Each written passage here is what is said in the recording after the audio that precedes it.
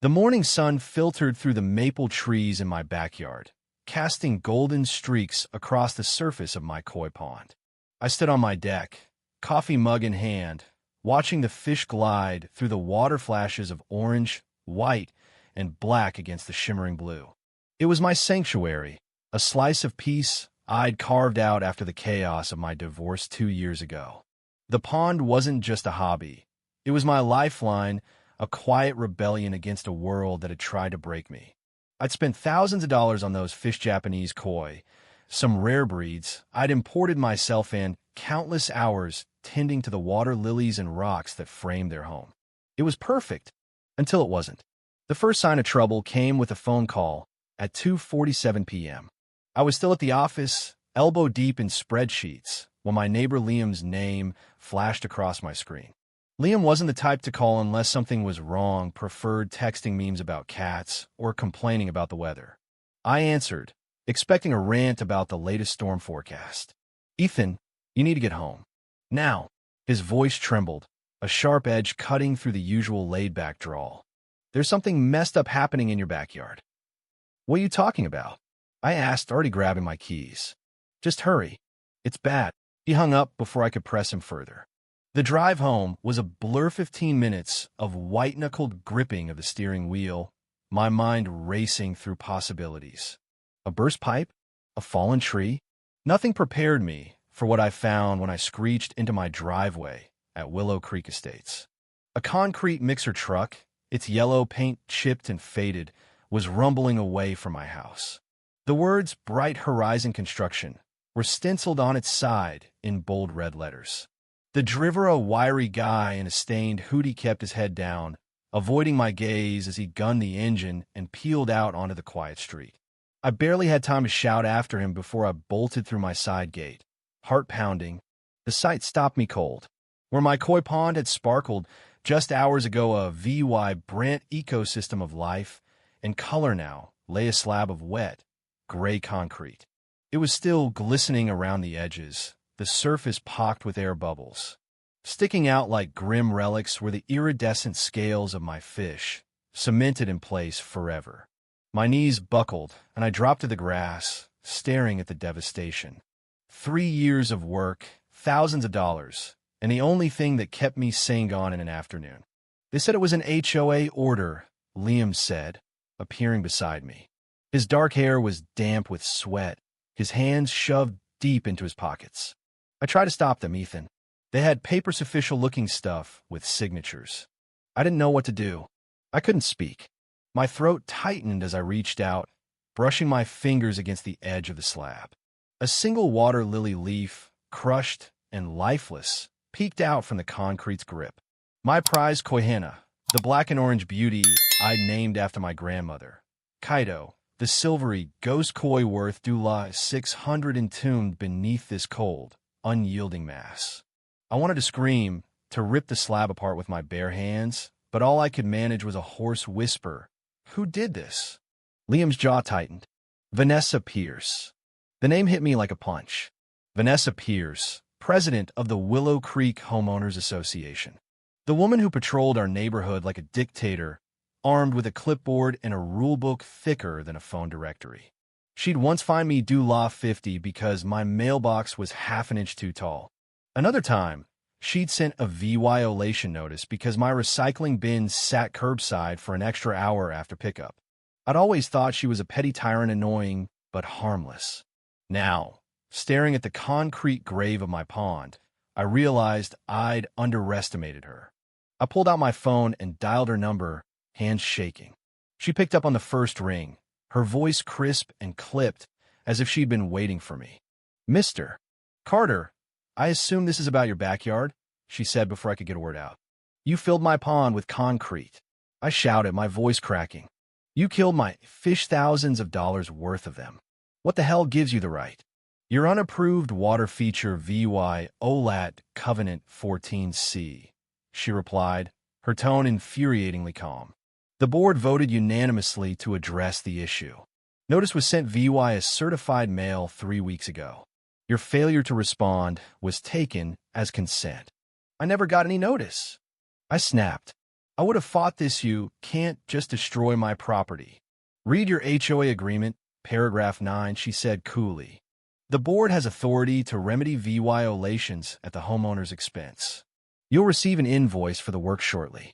Good day, Mr. Carter. She hung up, Leah vying me staring at my phone in disbelief. Liam put a hand on my shoulder, his expression grim. She's been pulling this crap all over the neighborhood. Last week, she had the Kim family's pergola torn down while they were on vacation. Claimed it was a safety hazard. I stumbled toward the slab, my shoes sinking into the muddy grass.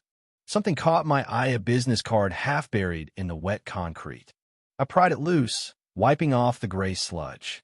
Bright Horizon Construction, quality work, affordable rates. A handwritten phone number scrawled across the bottom. I shoved it into my pocket, my mind racing. This isn't over, I said, turning to Liam. I'm getting cameras installed tomorrow.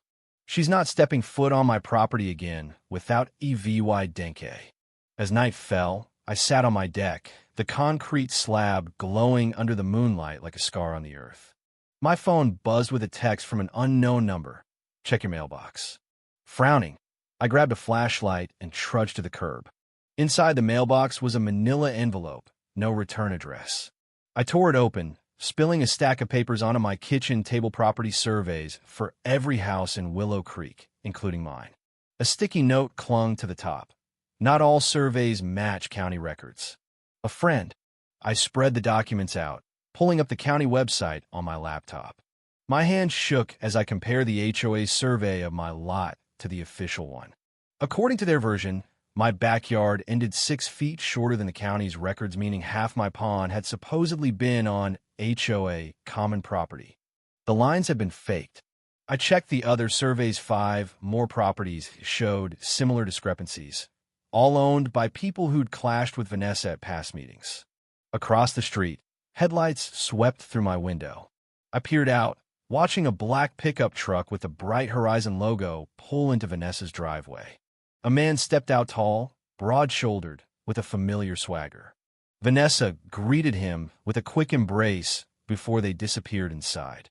Through her open blinds, I saw them clinking wine glasses, laughing like they just won the lottery. My blood boiled. I grabbed my phone, zooming in to snap photos. That's when I noticed her garage door was still open, revealing stacks of cement bags labeled Property of Willow Creek Community Fund. Our HOA fees had spiked last year to renovate the community center, work that had never started. Was she stealing supplies meant for that project? Feeding them to Bright Horizon for her own gain? The pieces were falling into place, but I needed more than suspicions. I needed proof. The next morning, I woke to the sound of my doorbell. Through the peephole, I saw Liam, his face pale and his hands clutching a USB drive. You need to see this, he said as I opened the door, his voice barely above a whisper. My sister works at the bank where the HOA keeps its accounts. She flagged something weird about the transfers. I ushered him inside, plugging the drive into my laptop. What loaded on the screen made my stomach churn. Spreadsheets detailing payments from the HOA account to Bright Horizon Construction, followed by matching sums funneled into a private account under V. Pierce Consulting. Tens of thousands of dollars siphoned off over the past 18 months. Vanessa wasn't just abusing her power, she was robbing us blind. Who's the guy from last night? I asked, pointing to the photos I'd taken. Liam squinted at the screen. That's Travis Holt, Vanessa's ex-husband. He owns Bright Horizon. Divorced 5 years ago, but they're still thick as thieves. The revelation hit me like a brick. An ex-husband running her dirty work? This was deeper than I'd imagined. Before I could process it, my phone buzzed with an email subject line, violation notice, urgent action required.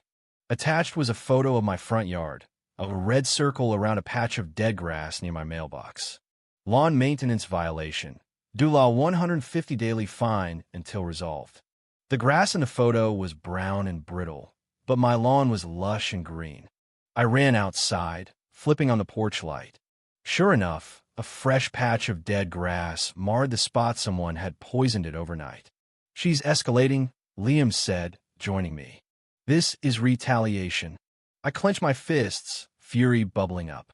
It's time we fight back. Call a meeting off the books. No board in VY Ted. That evening, 12 neighbors crammed into Liam's Lee VY-ing room, the air thick with tension and the scent of burnt coffee. Mrs. Chun, a retired librarian with a sharp tongue, was the first to speak. She had my rose trellis ripped out last spring, said it was too close to the sidewalk. Charged me due la $800 for the removal. My daughter's swing set, added job VY, from down the street. Gone while we were at a soccer game. Vanessa claimed at VY OLAT height restrictions. The stories piled up birdhouses, garden beds, a custom fence all demolished by Bright Horizon under Vanessa's orders. When I showed them the falsified surveys and bank transfers, the room went silent, then erupted. We confront her at the next HOA meeting, Ja VYer suggested, his voice tight with anger. Not yet, I cautioned. She'll bury the EVY Denke if we tip her off. We need a plan. Over the next hour, we mapped it out. I'd submit a proposal for a new pond, using the county survey to expose her lies. Liam would dig deeper into the financials. Mrs. Chen offered to cross-check old violation notices against HOA bylaws. We'd build a case ironclad and undeniable. As the meeting broke up, Mrs. Chen handed me a small wooden box. For when you rebuild, she said softly.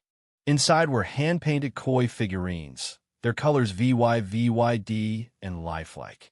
I swallowed hard, nodding my thanks. The HOA meeting 2 nights later was a powder keg waiting to ignite. The community center buzzed with restless energy as residents filed in, whispering about the concrete pond fiasco that had already spread like wildfire. Vanessa sat at the head table, her navy blazer pristine, her pearl earrings glinting under the fluorescent lights. 4 board members flanked her, their faces a mix of boredom and unease. I took a seat near the front, locking eyes with her. She flinched, just for a second, before plastering on her usual smug smile. The agenda droned on budget updates, a new recycling schedule until she reached new business. I raised my hand. I'd like to submit a proposal for a replacement water feature. Your pre-VYS pond was addressed. She snapped, her voice clipped. This is redundant. It's a new installation, I countered, standing and approaching the table with my papers. Designed to meet all covenants.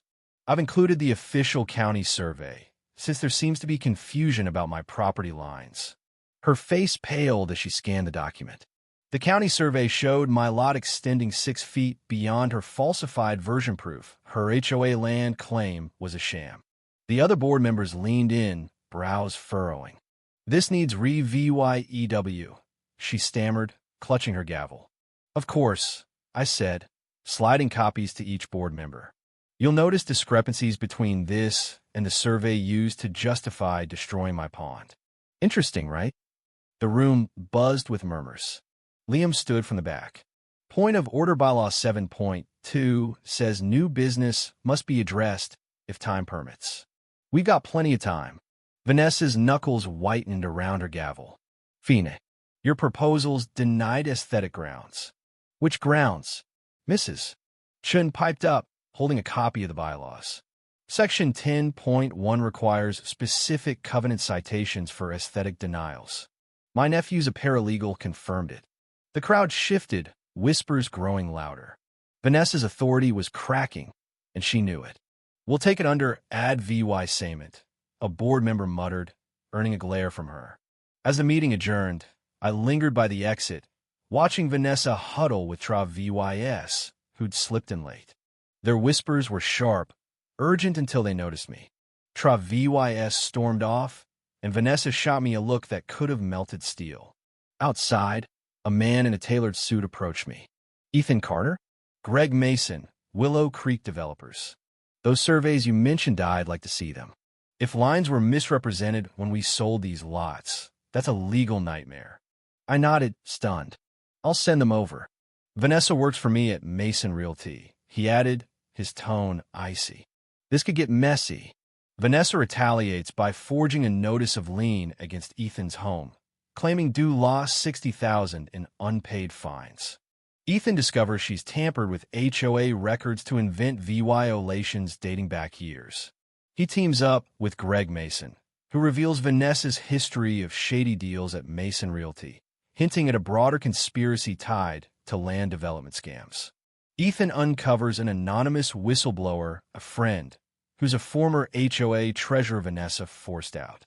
They meet in secret, revealing Vanessa's blackmail tactics against board members and a hidden slush fund tied to Bright Horizon.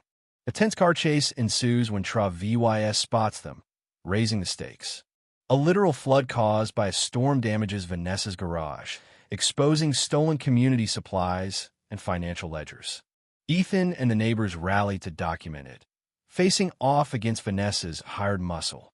The police intervene, and the media catches wind, turning it into a local scandal. Ethan hires a lawyer, Mrs. Chen's nephew, and files injunctions against the HOA and Bright Horizon. Vanessa counters with a smear campaign, accusing Ethan of vandalism. A courtroom showdown reveals her fraud, with Travis turning state's Evy Denke to save himself. With Vanessa arrested and the HOA reformed, Ethan leads a new board. The community rebuilds his pond, and Jennifer, Vanessa's estranged sister, not daughter, returns to serve VYVY in Koi as an apology. A final twist reveals Greg Mason's own shady past, setting up a potential sequel. A year later, Willow Creek thrives under new leadership. Ethan reflects on the fight, finding peace by his restored pond, now a symbol of resilience. A community picnic cements the neighborhood's unity, but a cryptic letter hints at lingering secrets. If you were the one in this story, how would you react? Would you stand up and fight back, or accept the unreasonable pressure and control from the HOA? Share your thoughts in the comments below. And don't forget to subscribe, like, and share this video with more people. Your small action gives us the motivation to keep bringing you more intense and engaging stories. Thanks for watching, and we'll see you in the next video.